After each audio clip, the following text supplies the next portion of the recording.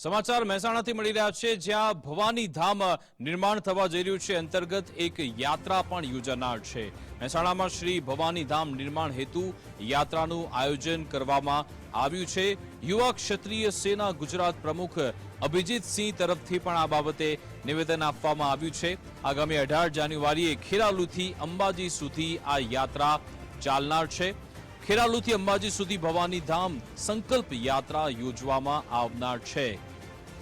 1008 ગાડીઓના કાફલા સાથે ક્ષત્રિય ઠાકોર સમાજના લોકો અંબાજી પહોંચવાના છે।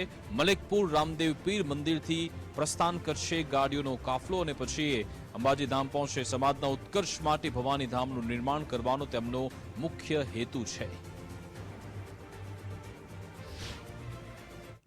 શ્રી ભવાની ધામ સંકલ્પ યાત્રા ખેરાલુના મલેકપુર રામદેવ પીર મહારાજના મંદિરેથી 1008 ગાડીઓના જંગી કાફલા સાથે માં અંબાજીના ધામમાં જશે અને ક્ષત્રિય ઠાકોર સમાજની આસ્થાનું ધામ એક સંસ્થાનું નિર્માણ થાય એ માટે સંકલ્પ લઈ અને ત્યાં અંબાજીમાં સભા યોજશે।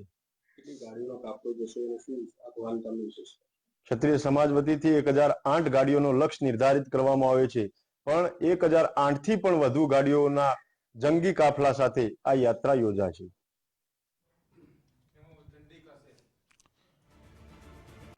તો મહેસાણામાં શ્રી ભવાની ધામ નિર્માણ હેતુ યાત્રા યોજાનાર છે। યુવા ક્ષત્રિય સેના ગુજરાત પ્રમુખ અભિજીતસિંહે કહ્યું છે કે આગામી 18 તારીખે ખેરાલુથી અંબાજી આ યાત્રા જનાર છે। 1008 ગાડીના કાફલા સાથે ક્ષત્રિય ઠાકોર સમાજ અંબાજી પહોંચશે। જો કે સૂચક નિવેદન એ પણ આપવામાં આવ્યું કે ભવાની ધામ ભવિષ્યમાં પોલિટિકલ પાવર હાઉસ બનવાનું છે। તે સાથે સાથે એમ પણ કહ્યું કે સમાજના શૈક્ષણિક અને આર્થિક વિકાસ માટે આ સંસ્થા નિર્માણનો સંકલ્પ લેવામાં આવનાર છે। સમાજના ઉત્કર્ષ માટે ભવાની ધામનું નિર્માણ થઈ રહ્યું છે તે તેમનો મુખ્ય હેતુ છે।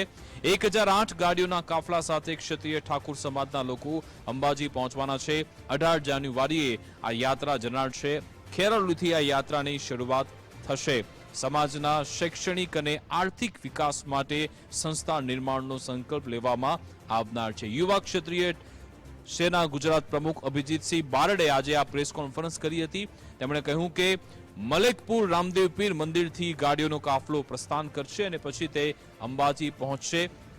કહેવાય રહ્યું છે કે 1008 જેટલી ગાડીઓનો કાફલો તેમાં સમાવિષ્ટ હશે જે અંબાજી ધામ પહોંચશે।